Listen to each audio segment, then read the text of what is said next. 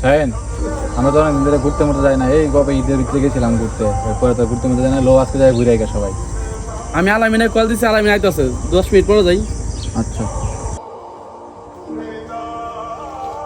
এই যে আলামিন আয়া পড়ছে। আলামিন, আমরা ঘুরতে যাওয়ার একটা প্ল্যান করছি, ঈদের ভিতরে ঘুরতে গেছিলাম, এরপর ঘোরাঘুরি হয় নাই। তাহলে আজকে একটা প্ল্যান করছি, লো ঘুরে আইগা সবাই। হ্যাঁ, আমিও তো বাইতে পারলাম, ঘোরার লেগে তো পারিছি। তাহলে আও যাই। তো যাই বাজে না, তা দাঁড়াও, সমস্যা নেই। আমার 2 মিনিট সময় দাও, আমার একটা স্পেশাল বন্ধু হইতে ও আইলেই পরে আমরা সবাই আনতাম। ঠিক আছে, হ্যাঁ এলাম।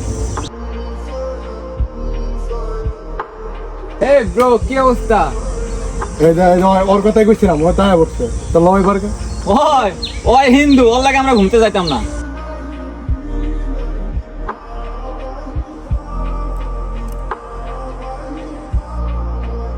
বন্ধু, তাহলে তোমার একটা কথা কই।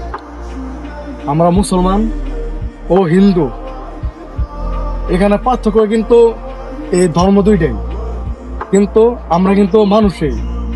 আর বিশেষ করে তোমরা আজকে যে কথাটা কইলা যে ও হিন্দু, ওর সাথে আমরা যাবো না, এখানে কিন্তু আমাদের ইসলামে, ঠিক আছে, এটা কিন্তু কোনো কিছু বলা হয় নাই যে ও মানে হিন্দুর সাথে আমরা উঠা বসা করতে পারবো না।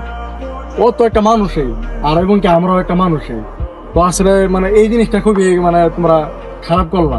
তোমরা নিজের একবার ভাইবা দাও, ও যা আমরাও কিন্তু তা। তার জন্য মানে আসলে মানুষ কিন্তু এরকম ছোট করে কিন্তু দেখা কিন্তু আমি মনে করি ঠিক না।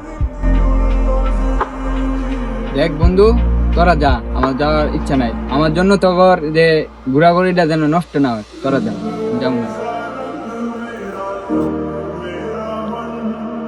তুই এটা কেমনে ভাবলি? আসলে ওরা বুঝতে পারে না, এখানে কি আমি বুঝতাম না? তুই হিন্দুর সাথে কি হয়েছে?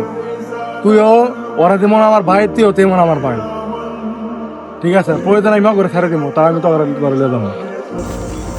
এই বন্ধু, ফোন আম করে বলেছিলাম যে এসব ঠিক হয় না। আমরা তো বাই বাই, আমরা